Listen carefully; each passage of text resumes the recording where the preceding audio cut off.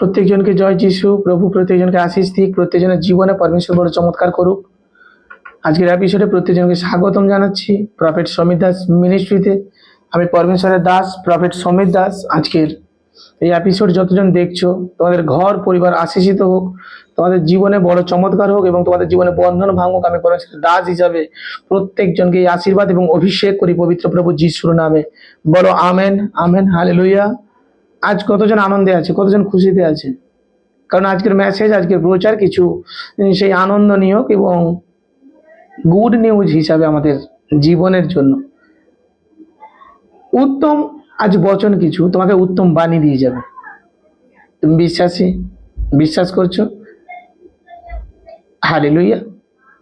আজ দেখো, তোমার এই আনন্দ করাতে তোমার মুখে এই হাসি তোমাকে অনেক আগে নিয়ে যাবে।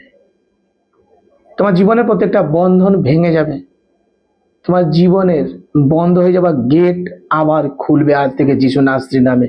বলো আমেন। আজ তোমার আমেন উঁচা চাই। অনলাইন চার্জ যতজন যুক্ত আছে, যতজন জুড়ে আছো, যারা নতুন দেখছো চ্যানেল সাবস্ক্রাইব করো এবং প্রভু যিশুকে নিয়ে প্রত্যেকটা নতুন নতুন এপিসোড পাবে এবং তোমরা লাইভ প্রোগ্রাম দেখতে পাবে। প্রভু প্রচুর চমৎকার করে প্রত্যেকটা সন্তানের জীবনে এবং রোজ নতুন নতুন আপডেট পাওয়ার জন্য তোমরা চ্যানেল সাবস্ক্রাইব করো, শেয়ার করো এবং আমাদের পাশে থাকো। প্রভু তোমাদের জীবনে চমৎকার করবে, প্রভু তোমাদের জীবনে বড় আশীর্বাদ করবে। বলো আমেন, হালেলুয়া। আমি একটু বচন দেখবো এবং বাক্য দ্বারা প্রভুর মেসেজ, প্রভুর প্রচারকে দেখবো। যোহন তার 14 অধ্যায় 18 এবং 19 এই বাক্যকে আমি একটু দেখবো। প্রচুর ব্যক্তি নিজেকে অনাথ ভাবে। দেখো এখানে বচন কি বলছে। আমি তোমাদিগকে অনাথ রাখিয়া যাইব না, আমি তোমাদের নিকটে আসিতেছি। আর অল্পকাল গেলে জগৎ আর আমাকে দেখিতে পাইবে না, কিন্তু তোমরা দেখিতে পাইবে, কারণ আমি জীবিত আছি। এই জন্য তোমরাও জীবিত থাকিবে। আমেন। আমার প্রিয় প্রত্যেকজনকে আমি এই বচন অনুসারে একটা ছোট্ট ঘটনা বলতে চাই। আমি অনেক অল্প বয়স থেকে খুব পরিশ্রম করা মানুষ, প্রত্যেকটা মুহূর্তে কষ্টের সঙ্গে লড়াই করে যাওয়া মানুষ। আমাকে দুমুঠো ভাতের জন্য লড়াই করতে হয়েছে, দুমুঠো ভাতের জন্য লড়াই করতে হয়েছে, দুমুঠো ভাতের জন্য লড়াই করে রোজগার করতে হয়েছে। অনেক ছোট বয়স থেকে, ক্লাস 6-এ পড়ি তখন থেকে। একটা সময় খুব হতাশার মধ্যে, কয়েক বছর পরে হতাশার মধ্যে হলো যে আমার সবাই থেকে আমার কেউ নেই, আমার জীবন কিভাবে কষ্টে কাটবে। একটা গাছ যদি ছোট অবস্থায় একটা দমকা হাওয়াতে নেতিয়ে পড়ে, গৃহকর্তা এসে সেই গাছকে কোনো না কোনো বস্তু দিয়ে সোজা হয়ে দাঁড় করায় যেন গাছটা বড় হয় আর ফলবান হয়। আমার কি কেউ নেই? আমার কি কেউ নেই? কে আমাকে দয়া করবে? কে আমাকে সাহায্য করবে? আমার জীবনটাই কেন ছোটবেলা থেকে এরকমই কষ্টের সংকটে। আজকে যেমন বচনে লেখা আছে না, আমি তোমাদিগকে অনাথ রাখিয়া যাইব না, আমি তোমাদের নিকটে আসিতেছি। সেই রাত প্রথম আমি এবং আরো 7 জন ব্যক্তি একই সঙ্গে নিদ্রাতে আছি, আর প্রভু যিশুর বিষয়ে জেনে একটা সিনেমা দেখে চোখ থেকে জল যাচ্ছে ওনার ক্রুশবিদ্ধ হওয়ার সেই সিনটা দেখে, এবং এই সকল কথা সেই সিনেমার মধ্যে উঠে আছে। বারবার মনে হচ্ছে তুমি ডাকো আমাকে পাবে। আমি ওই ভেঙে পড়া ব্যক্তি, ওই রাত্রি বাজে তখন সম্ভবত 12:30, বলছি যিশু তুমি জীবন্ত বলছো, তুমি সত্য, তুমি উঠেছো, তুমি বলছো কাউকে অনাথ রেখে যাবে না, যে তোমাকে ডাকে সেই পায়। আমার মতন অধমকে যদি তুমি দয়া করতে চাও, তুমি দয়া করো, আমি তোমারই। বাস এইটুকুনি সম্ভবত। প্রার্থনা শেষে কি বলতে না বলতে জানি না। সেই রাত প্রথম প্রভু যিশুর সঙ্গে আমার দেখা। সেই জ্যোতি যার সামনে হয়তো তাকানো ক্ষমতা আমার নেই, সেই আওয়াজ একই সুর, যতবারই হয়েছে একই সুর, একই আওয়াজ, একই শব্দ, বলছে তুই আমার পুত্র, তুই আমার। হে প্রভু, সত্যি তারপর থেকে আমি প্রভুর পিছনে। আমি তোমাদের এই স্টোরি বলে একটুখানি এটাই বলতে চাই, প্রভু আমাদেরকে অনাথ রেখে যায়নি, প্রভু আমাদেরকে ত্যাগ করেনি। আমাদের জীবনে কিছু সংকল্প থাকে, কিছু কষ্ট থাকে, আমরা প্রভুকে অস্বীকার করি, ভুলে যাই। সেম হয়েছে, প্রভু তো দর্শন পেলাম অবুঝ, আমি তখন অনেক ছোট, খুব একটা বয়স নয়, কারণবশত মানুষের কথা শুনে প্রভুকে ভুলে গেছি। 2 বছর, 3 বছর, 4 বছর, 3.5 বছর পরে হঠাৎ প্রভুর কথা আমার হঠাৎ মনে পড়ছে। আর আমি ঠিক সেই দিনটা ছিল 25শে ডিসেম্বর, আবার 3 বছর প্রভুকে ভুলে গেছি। 25শে ডিসেম্বর হঠাৎ দুপুর 1টা নাগাদ আমার মনে হচ্ছে প্রভুর কথা। কি হলো, আমি প্রভুকে এইভাবে ভুলে গেছি। আজ 25শে ডিসেম্বর সবাই আনন্দ মানাচ্ছে, কিন্তু আমি একটা সময় প্রভুকে ডেকেছিলাম। প্রভু আমার হাত দিয়ে রুগীকে সুস্থ করেছিল। হ্যাঁ, আমার প্রিয়রা যতজন আমাকে দেখছো, আমি প্রভুকে বিশ্বাস করার 15 দিন পর থেকে আমার হাত থেকে প্রভু যতজন প্রার্থনা নিত, যারা প্রার্থনা হতো, আমি দূরে দাঁড়িয়ে প্রার্থনা করতাম, ব্যক্তিদের জীবনে তারা চমৎকার দেখত। আমার দু চোখ থেকে অসংখ্যভাবে জল আসতেছে। আমি পাগলের মতন শুধু চেষ্টা করতেছি প্রভুর কাছে যাওয়ার। আবার জানো, যখন রাতে আমি আমার রুমে একা, তখন আমি বিবাহিতা নয়, প্রার্থনায় বসেছি, ঠিক সময় 11টা রাত্রি। হে প্রভু, আমার পিতা, আমি অজান্তে অন্যায় করেছি আর ভুল করেছি। তোমার বচনে লেখা আছে তুমি আমাকে অনাথ করে যাবে না, তুমি আমার কাছে আসবে, এবং তোমাকে তোমার বিশ্বাসী সন্তান ছাড়া কেউ দেখতে পাবে না।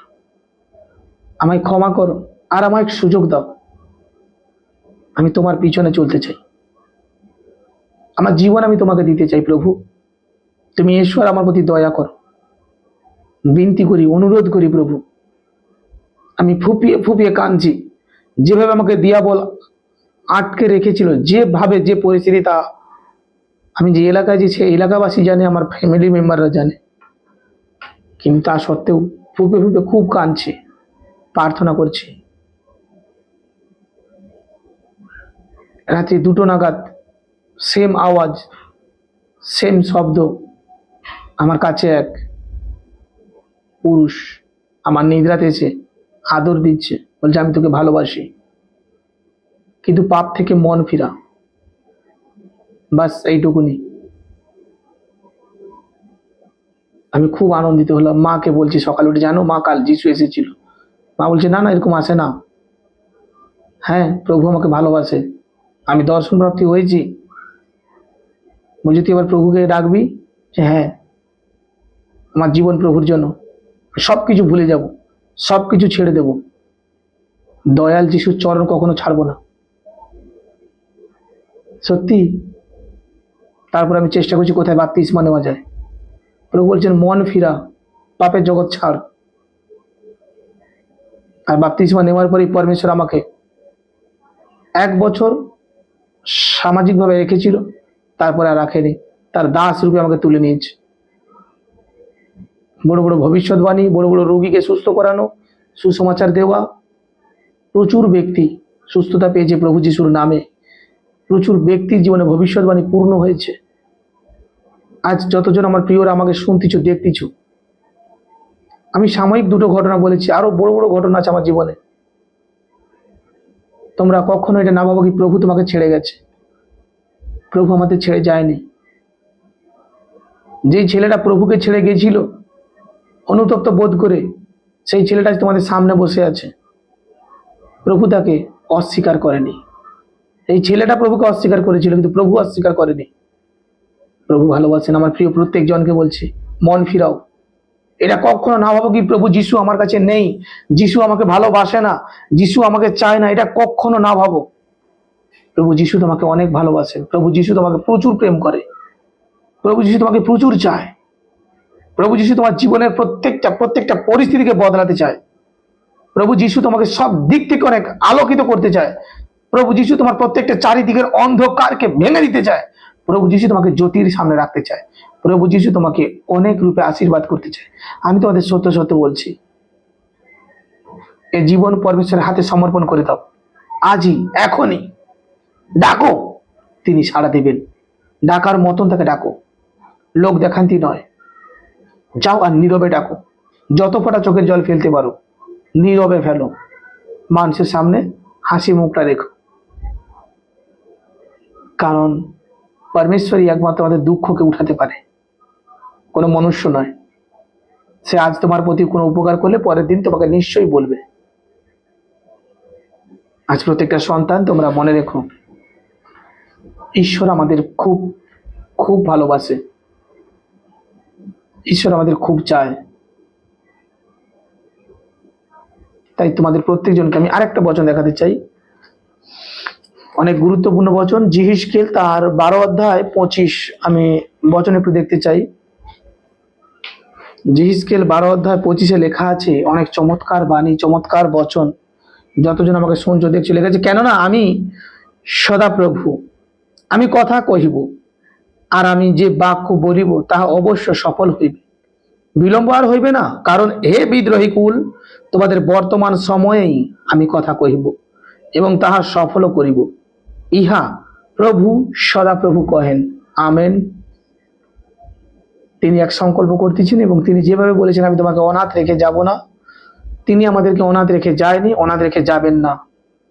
তিনি আমাদেরকে ভালোবাসেন, তিনি আমাদের প্রেম করেন, তিনি আমাদের খুব ভাবে চায় যেন আমরা কখনো বিনষ্ট না হই।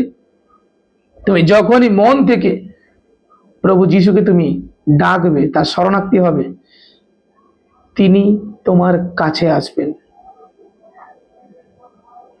হ্যাঁ, তুমি তোমার বাড়িতে বসেই ডাকো, এক আত্মায় ডাকো যিশুকে, এক মনে ডাকো, হৃদয় খুলে ডাকো। দেখো, সেই রাত তোমার জন্য আশীর্বাদের রাত হবে, সেই রাত তোমার জন্য দর্শন প্রাপ্তির রাত হবে। কারণ কি? প্রভু যিশু আমাদের ছেড়ে যায়নি, কারণ প্রভু যিশু আমাদের কাছে আছেন, আর আমরা তার প্রিয় সন্তানেরা তাকে প্রত্যেকটা মুহূর্তে অনুভব করতে পারি, প্রত্যেকটা মুহূর্তে তাকে দেখতে পারি। তোমরা ব্যথা পেয়েছো, কষ্ট পেয়েছো, আমাদের জন্য প্রভুও ব্যথা পেয়েছে, কষ্ট পেয়েছে।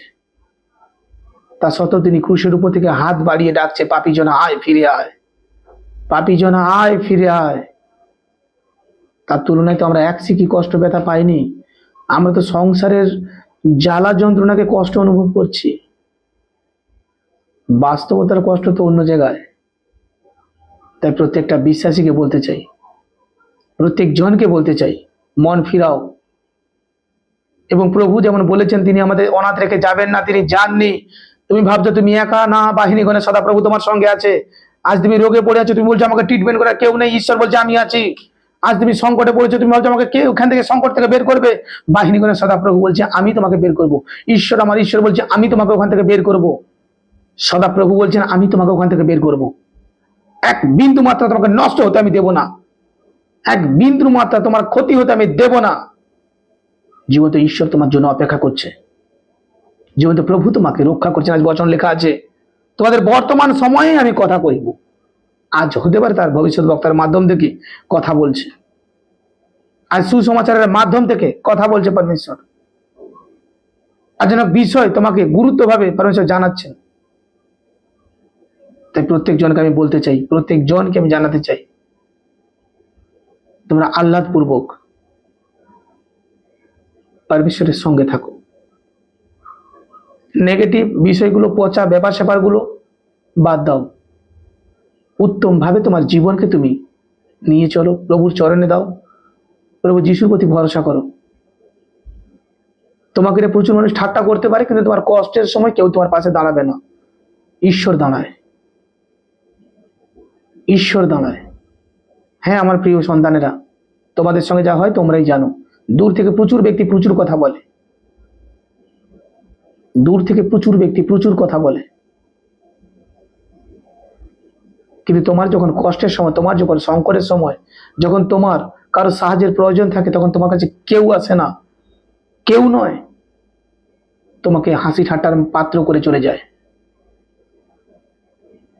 কিন্তু ঈশ্বর, প্রভু যিশু বলছেন, মন ফিরে আমার প্রিয় সন্তান, তোদের জন্য আজও আমার হৃদয় কাঁপে, তোদের জন্য আজও আমার চোখে জল পড়ছে, তোদের জন্য দেখ এই গৃহ খালি এখনো, তোদের আমি ভালোবাসি। সুসমাচারকে গ্রহণ কর, আমার পিছনে আয়, অন্ধকারকে ত্যাগ কর, পবিত্রকৃত জীবন ধারণ কর। দেখ, আমি তোর জীবন বদলে দেব। দেখ, তোর জীবনের প্রত্যেকটা রহস্যময় দরজাকে আমি খুলে দেব। দেখ, প্রত্যেকটা অন্ধকার দরজায় আমি চাবিতালা লাগাবো, জ্যোতির গেটকে আমি তোর জীবনে খুলে দেব। একবার বিশ্বাস করো আমার পরমেশ্বরকে, তিনি তোমাকে বদলাবেন, পরিবারকে বদলাবে, জীবন বদলাবে, তোমার স্টোরি বদলে যাবে প্রভু যিশুর নামে। হালেলুইয়া। প্রত্যেকজনকে জয় যিশু। প্রভু প্রত্যেকজনকে আশিস দিক। যতজন শুনছো, যতজন দেখছো, প্রভু তোমাদের ঘর পরিবারকে আলোকিত করুক, তোমাদের জীবনে পরমেশ্বর বড় চমৎকার করুক। তার অনুগ্রহের হাত তোমাদের সহবর্তী হোক। প্রভুর আশীর্বাদ সদা সর্বদা তোমাদের সঙ্গে থাকুক।